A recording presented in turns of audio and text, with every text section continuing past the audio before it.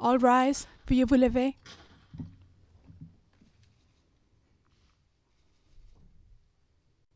The International Criminal Court is now in session. L'audience de la Cour pénale internationale est ouverte.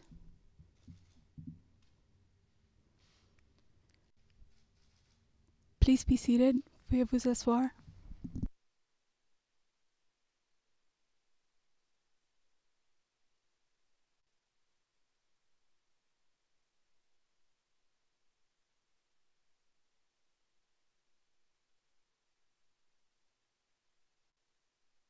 Membres de l'assistance, par une décision en date du 28 mars 2018, la Chambre préliminaire numéro 1 m'a désigné comme juge unique, chargé d'exercer les fonctions de la Chambre pendant la période allant du 3 au 6 avril 2018 dans la présente affaire. Au nom de mes collègues, Monsieur le juge Peter Kovacs, qui préside cette Chambre, ainsi que Madame la juge Reine Alapini Gansou, je voudrais vous souhaiter à tous la bienvenue et demander à Madame la greffière d'audience de nous annoncer l'affaire. Situation en République du Mali. Affaire le procureur contre Al-Hassan Ag Abdulaziz Ag Mohamed Ag Mahmoud. Référence de l'affaire ICC 01 12 01 18. Nous sommes en audience publique. Je vous remercie. Je vais maintenant demander aux différentes parties de se présenter, en commençant par le bureau du procureur. Je demanderai à chacun de parler lentement et de marquer des pauses afin de permettre aux interprètes de faire leur travail dans les meilleures conditions. Nous avons en sus des cabines françaises et anglaises, aujourd'hui une cabine arabe. Puis-je vous demander de vous présenter ainsi que de présenter les membres de votre équipe, Madame le procureur.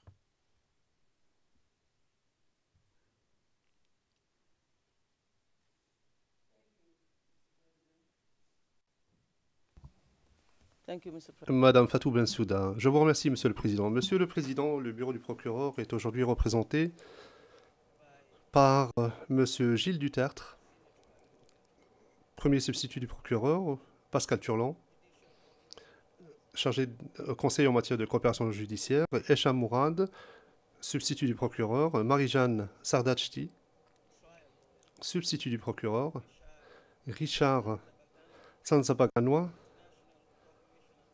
conseiller en matière de coopération internationale, Yayoi Yamaguchi, substitut du procureur associé, et Sarah Kokiyo, juriste adjointe, et moi-même, Fatou Bensouda, procureur de la Cour pénale internationale. Je vais maintenant m'adresser au Conseil de la Défense. Puis-je demander au Conseil de la Défense de M. Al-Hassan de bien vouloir se présenter. Je vous prierai bien sûr de laisser le soin à votre client de se présenter lui-même plus tard. Vous avez la parole. Conseil de la Défense. Merci, Monsieur le Président. Merci, Mesdames et Messieurs. Je m'appelle Yasser Hassan. Je suis conseil de la Défense. Conseil de permanence. Je représente temporairement Monsieur Hassan Abdelaziz Mohamed, qui est ici présent dans le prétoire. Je vous prie de m'excuser, Monsieur le Président. Je me suis exprimé en arabe alors que je devais m'exprimer en anglais. Veuillez m'en excuser. I will continue in English. I'm sorry. Je vais donc poursuivre mon intervention en anglais. Monsieur le Président, je m'appelle Yasser Hassan, conseiller de permanence représentant aujourd'hui Monsieur Al-Hassan Abdelaziz Mahmoud. Mohamed Mahmoud. Il est présent dans le prétoire aujourd'hui et il voudrait s'adresser directement à vous, Monsieur le Président. On va venir et nous l'attendrons ensemble. Thank you, Your Honor. Maître Hassan, merci, Monsieur le Président. But I like to Entre-temps, je souhaiterais présenter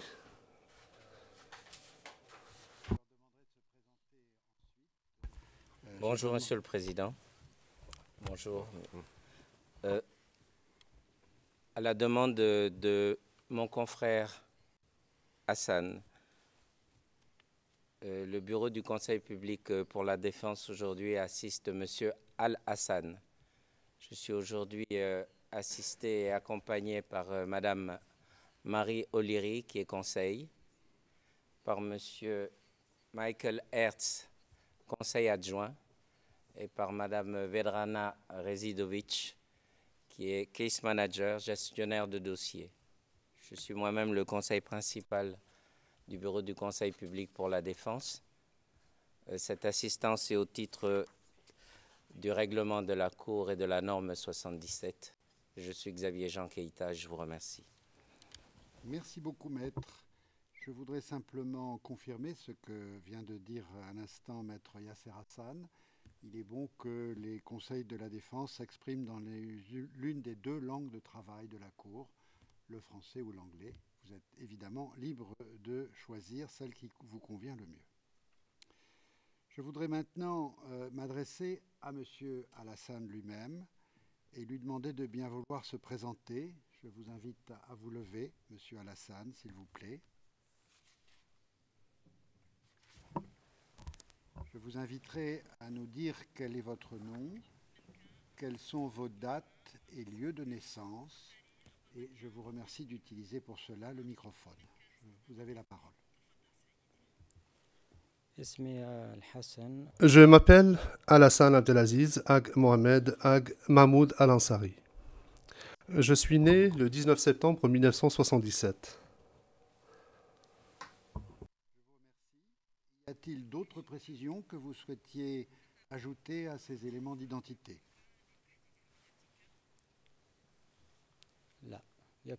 Monsieur Al-Hassan, non, je n'ai rien d'autre à ajouter. Vous pouvez vous asseoir. Je pense que le moment est maintenant venu de clarifier la nature et la portée de cette audience. Je crois qu'il est utile à chacun de savoir qu'il ne s'agit pas aujourd'hui d'un procès ou d'une audience de confirmation des charges. À l'occasion de cette audience, aucun élément de preuve ne sera recueilli ni présenté. Il n'y aura pas non plus de questions touchant à la culpabilité ou à l'innocence de M. Al-Hassan. La portée de cette audience de comparution initiale est limitée à 3 questions.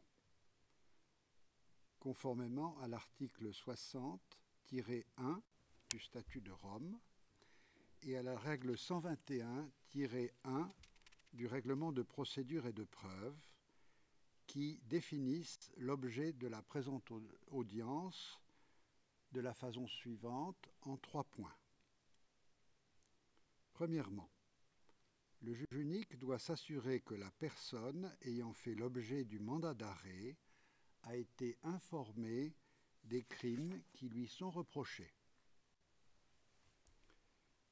Deuxièmement, le juge unique doit s'assurer que cette personne a été informée de ses droits tels qu'ils sont reconnus par le statut. Enfin, le juge unique doit fixer une date à laquelle la Chambre a l'intention de tenir une audience relative à la confirmation des charges. Je vais donc aborder de façon consécutive ces 3 questions qui font l'objet de notre audience aujourd'hui.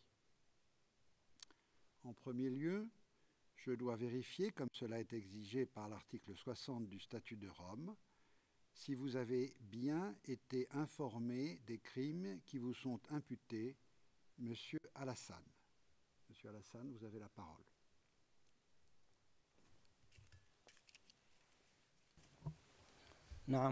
Monsieur Al-Hassan, oui, j'en ai été informé. Je vous remercie. Souhaiteriez-vous néanmoins que soient relus les crimes qui vous sont imputés dans le mandat d'arrêt qui a été délivré par la Chambre le 27 mars dernier?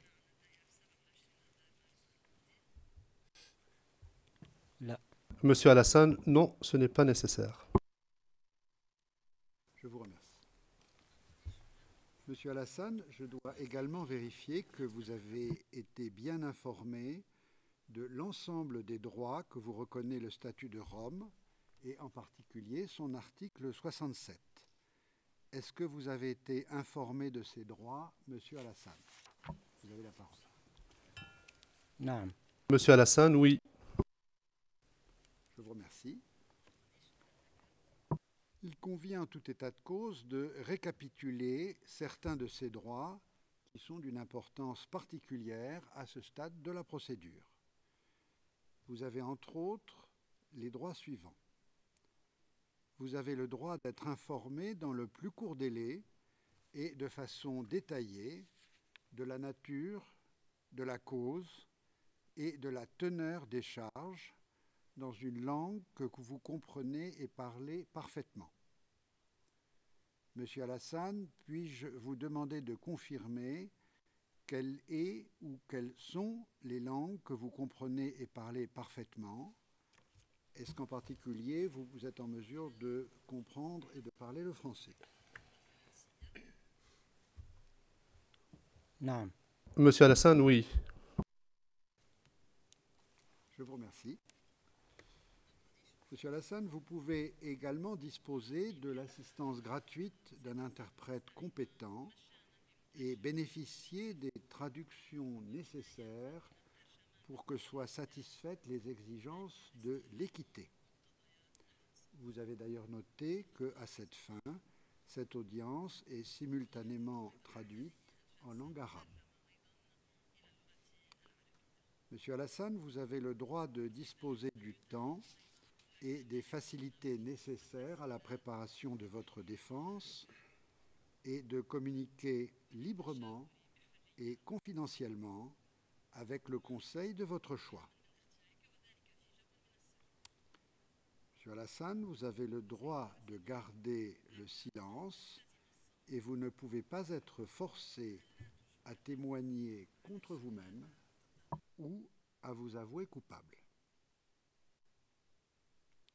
Enfin, vous pouvez également faire des déclarations dans le cadre de votre défense sans qu'il soit besoin que vous prêtiez serment.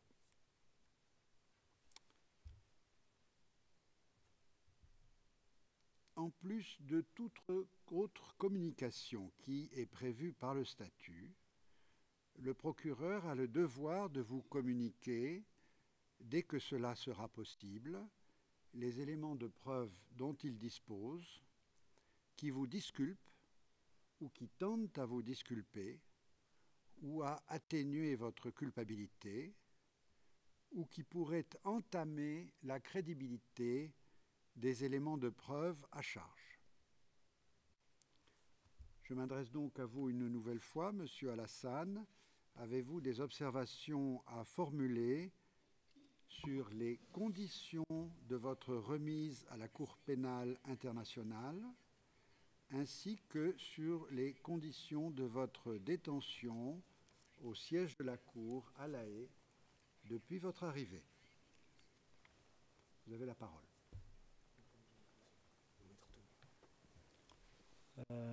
Monsieur Alassane, j'aurais simplement à formuler une observation concernant le fait que j'ai été placé en détention dans une pièce où il y avait une caméra de surveillance.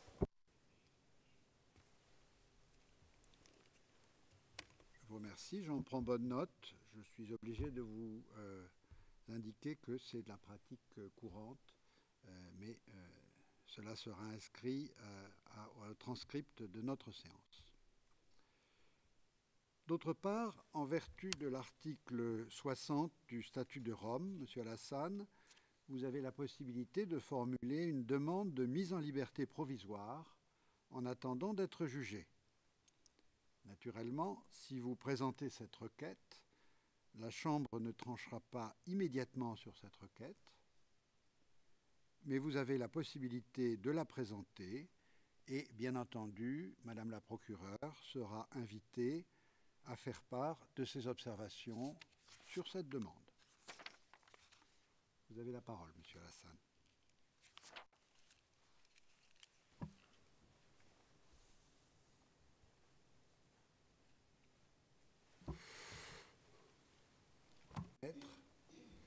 Thank you, Your Honor. Maître Hassan, merci, Monsieur le Président. J'ai trois observations à faire. La première est la suivante, que l'accusé parle et comprend le français, mais que ce n'est pas sa langue maternelle. En effet, il préférerait que soit utilisée la langue arabe.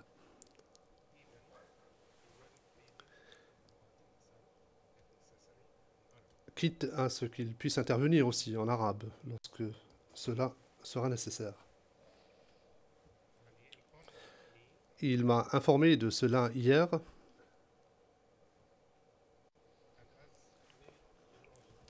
Et comme vous le savez sans doute, Monsieur le Président, je ne suis que conseiller de permanence. J'ai été désigné il y a moins de 24 heures.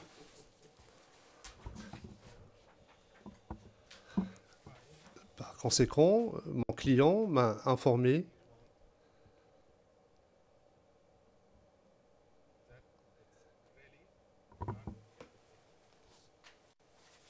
que cela nuit, que ces conditions de détention nuisent à sa dignité ainsi que sa vie privée. S'agissant de la demande de mise en liberté provisoire, je crois qu'il incombera à un avocat désigné à titre permanent de formuler une telle requête.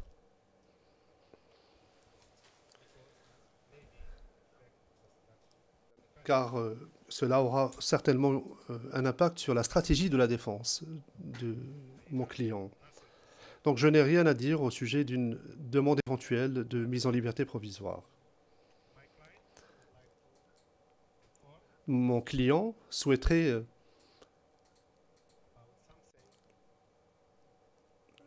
vous informer de quelque chose qui est très important.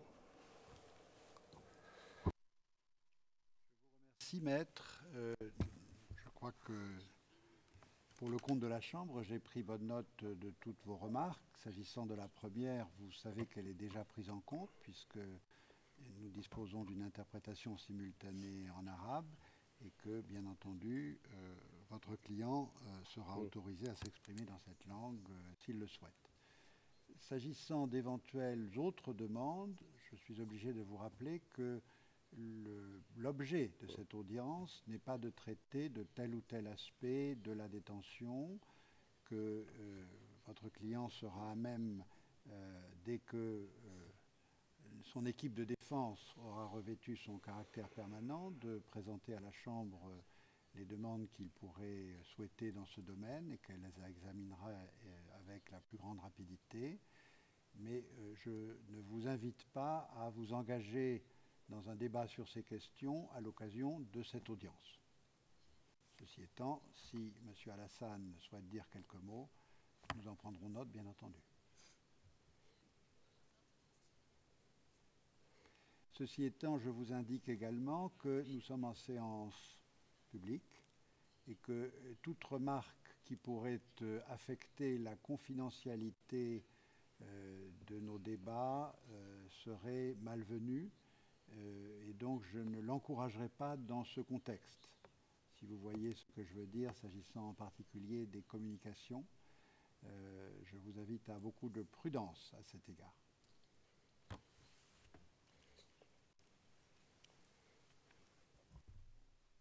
Thank you, Your Honor. Maître Hassan, merci, Monsieur le Président.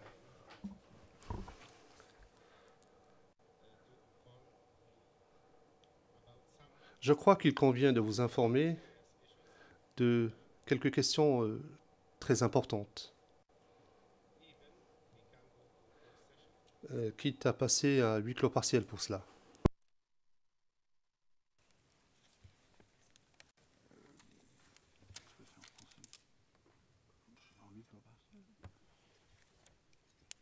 Pour répondre à votre demande, maître, nous pouvons effectivement parler en huis clos partiel, passer en huis clos partiel, mais je vous inviterai à tenir compte des remarques que j'ai faites sur le fait que nous n'allons pas être en mesure de traiter d'un certain type de demande dans le cadre de cette audience. Madame la greffière d'audience, si vous voulez bien nous faire passer un huis clos partiel. Je vous demande d'attendre le signal.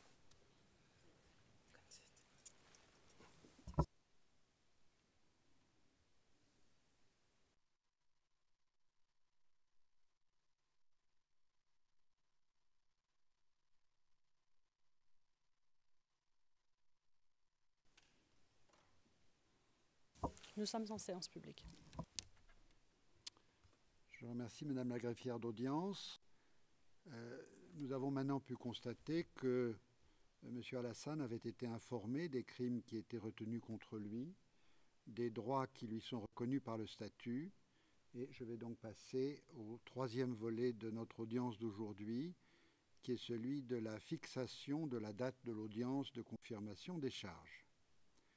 Il s'agit en effet du troisième point qui figure à notre ordre du jour, conformément à la règle 121-1 du règlement de procédure et de preuve.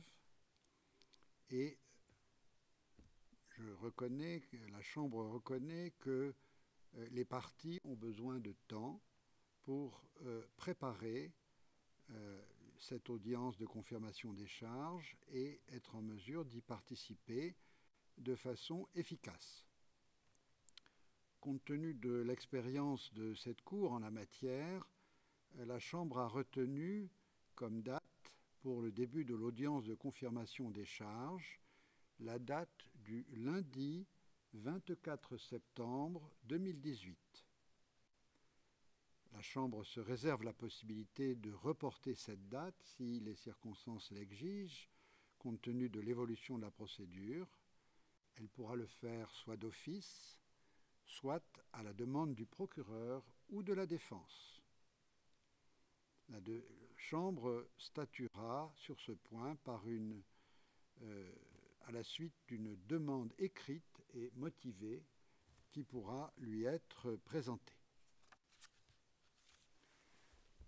Je voudrais ajouter que la règle 121-2 du règlement de procédure et de preuve prévoit que la Chambre tient des conférences de mise en état afin que la communication des éléments de preuve se déroule dans de bonnes conditions.